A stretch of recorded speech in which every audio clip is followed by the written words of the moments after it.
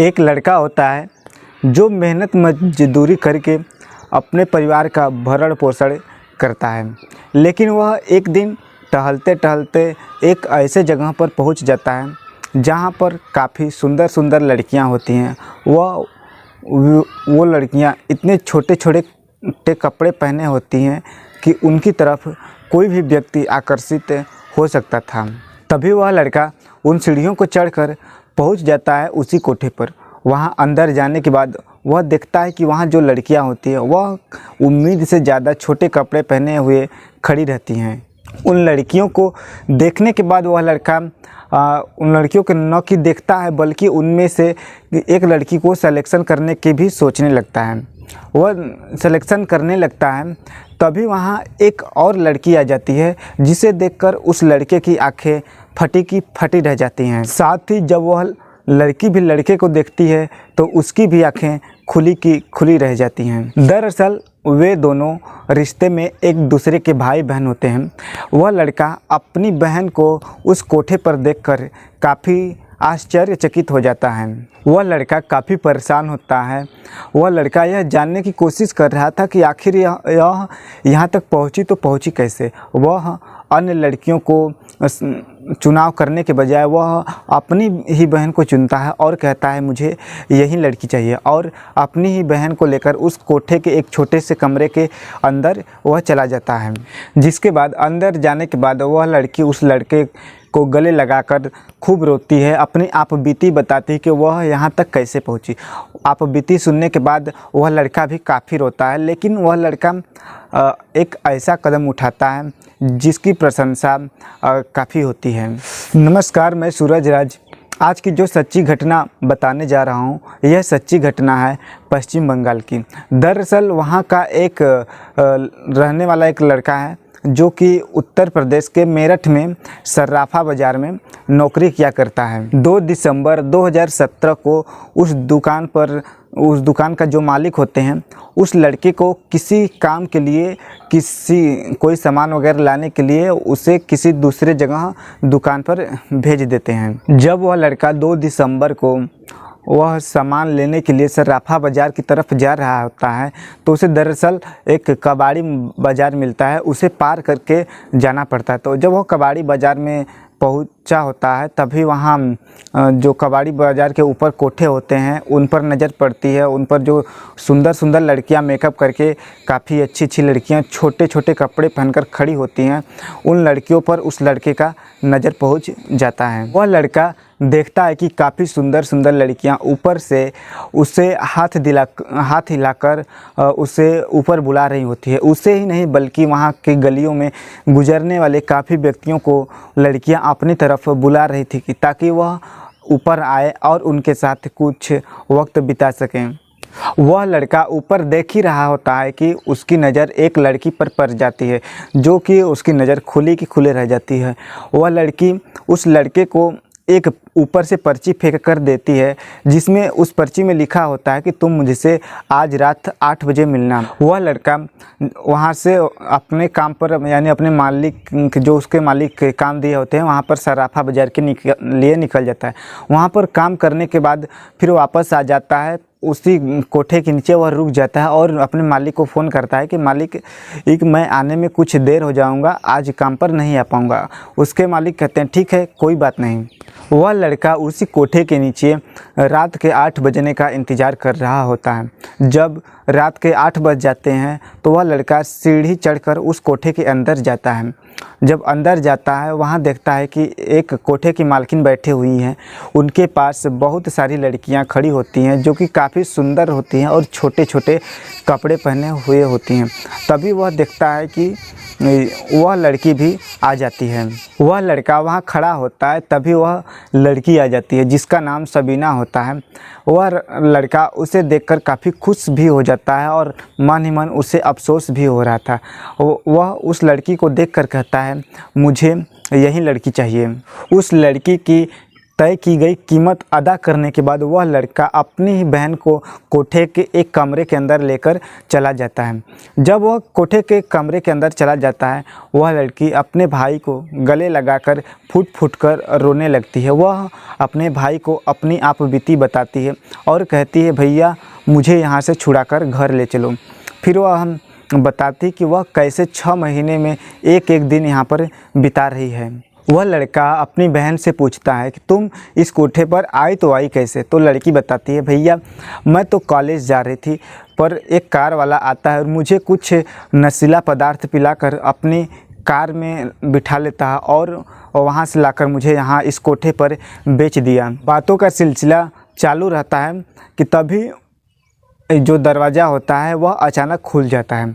दरवाज़ा खुलते ही एक लड़की अंदर आ जाती है। वह जब अंदर आते ही वह देखती है कि जो दोनों भाई बहन थे वो ऐसे लड़की बैठे हुई थी कि ऐसी कोई भी लड़की किसी भी ग्राहक के साथ ऐसे बैठ ही नहीं सकती थी।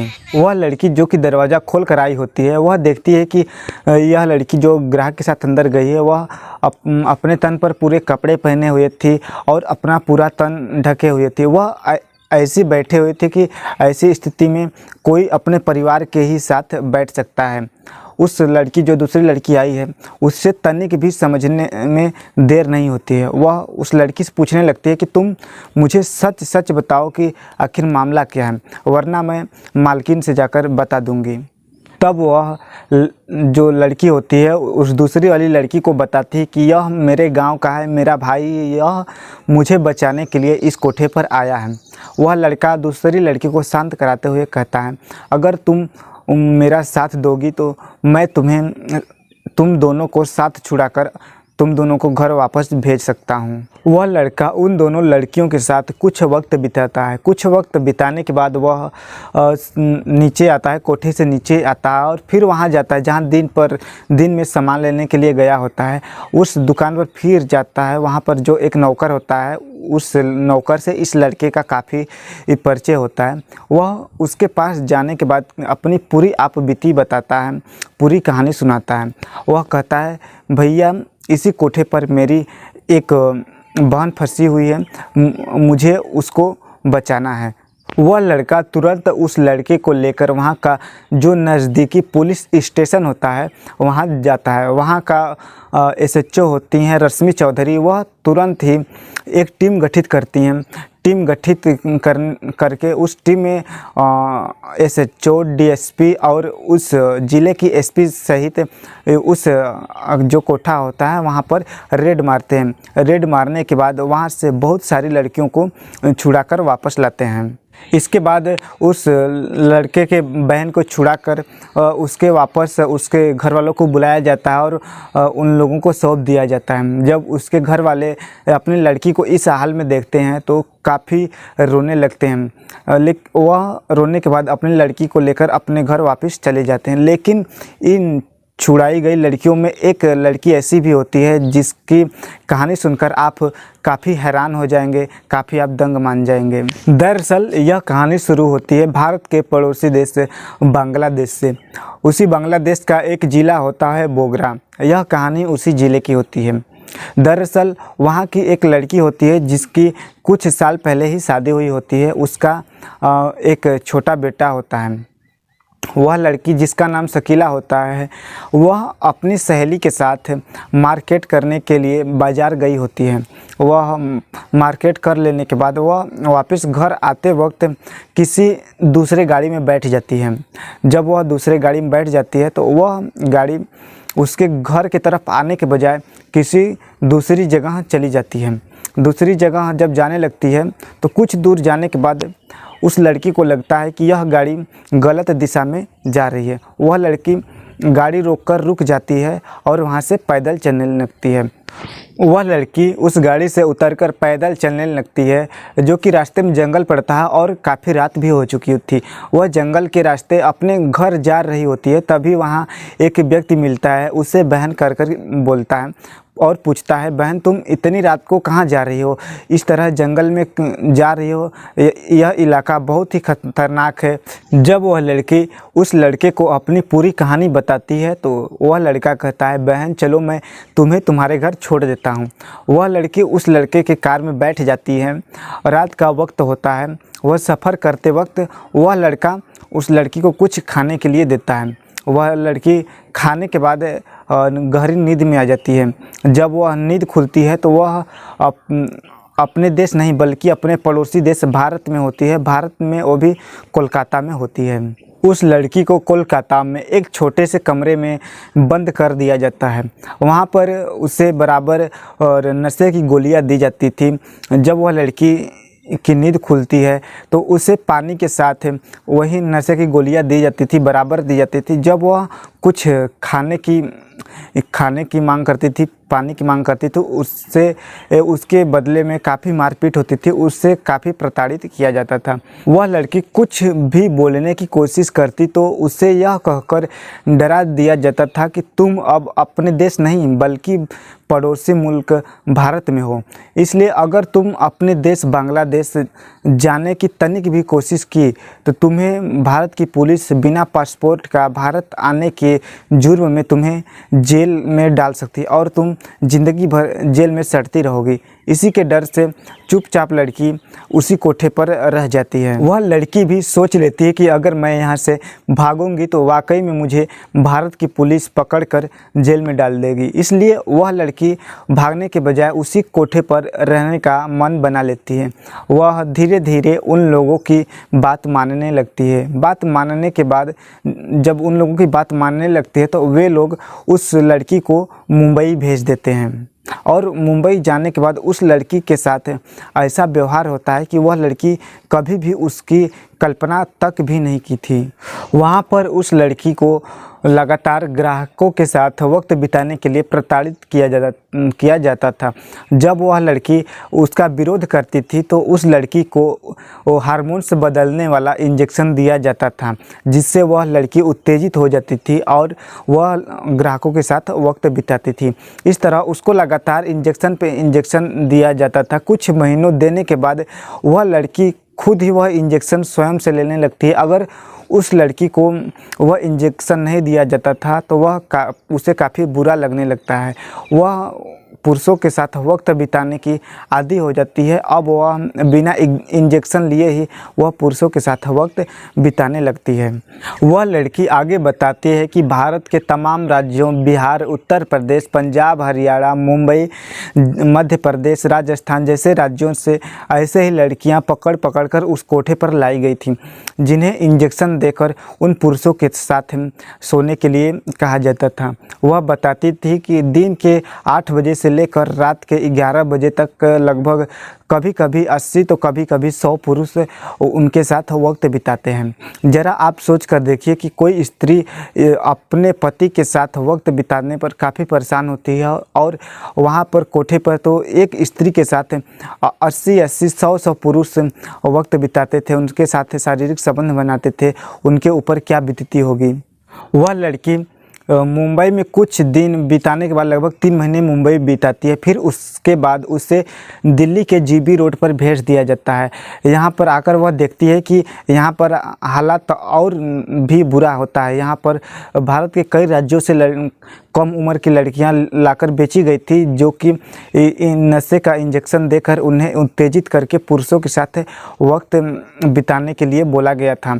वह उन लड़कियों के साथ एक छोटे से कमरे में रहती थी। वह सैकड़ों पुरुषों के साथ रोज़ वक्त बिताया करती थी, रोज़ शारीरिक संबंध बनाया करती थी। वह अपने घर जाने की जो इच्छा होती है वह छोड़ चुकी थी। वह उसे अब लगने लगा था कि अब मैं कभी भी अपने घर नहीं जाऊंगी। जो बाकी ज़िंदगी है अब वह इसी कोठे पर बीतेगी। यही सोचकर वह अब अपने मन से उसी धंधे में लग जाती है। अब धीरे धीरे उसके शरीर में भी काफ़ी बदलाव होने लगता है, जिसे देखकर उसकी तरफ काफ़ी ग्राहक आकर्षित होने लगते हैं। लगभग 6 महीने उस दिल्ली के जीबी रोड पर वह लड़की बिताती है। फिर उसके बाद उसे ट्रांसफ़र कर दिया जाता है। जो मेरठ का कबाड़ी बाज़ार होता है वहाँ पर उस लड़की का ट्रांसफ़र हो जाता है। जब यह लड़की मेरठ के कबाड़ी बाज़ार के कोठे पर जाती है तो वहाँ पर उसकी मुलाकात होती है सबीना से। सबीना की कहानी जानने के बाद इस लड़की को भी लगता है कि इसके साथ भी काफ़ी बुरा होता है, पर सबीना की जो सूझबूझ थी वह अपने सूझबूझ से वहाँ की जो खुद की न बल्कि वहाँ की बहुत सारी लड़कियों की जान बचाती है, वहाँ से उन लोगों को छुड़ाकर उनके घर वापस भेज देती है। उस लड़की को पुलिस वाले छुड़ा कर जब उसके घर भेजते हैं तो जब वह 1.5 साल बाद अपने लड़के से मिलती है तो उसके आंखों में खुशी के आंसू के सिवा कुछ नहीं होते हैं।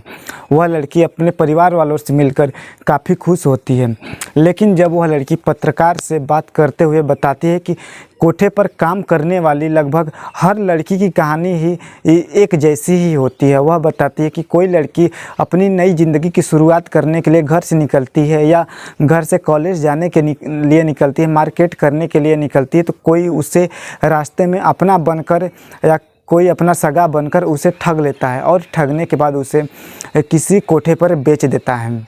वह आगे बताती है कि भारत में जो कम उम्र की लड़कियां होती हैं उन्हें कुछ लड़के अपने झूठे प्यार के जाल में फंसाते हैं और प्यार के जाल में फंसाने के बाद उनसे कुछ दिन बात करते हैं, उनके साथ शारीरिक संबंध बनाते हैं और उन्हें ले जाकर किसी कोठे पर बेच देते हैं। वह बताती है कि भारत के अलग अलग राज्यों से लगभग 28 लाख लड़कियाँ हर साल इसी तरह से प्यार में बझकर और सोशल मीडिया के प्यार में पड़कर इसी तरह कोठे पर बेची जाती हैं। दोस्तों, इस कहानी का सुनाने का उद्देश्य किसी को नुकसान पहुंचाना नहीं, किसी को तकलीफ़ पहुंचाना नहीं, बल्कि इस कहानी का सुनाने का उद्देश्य है कि आप जहां भी रहे सुरक्षित रहें।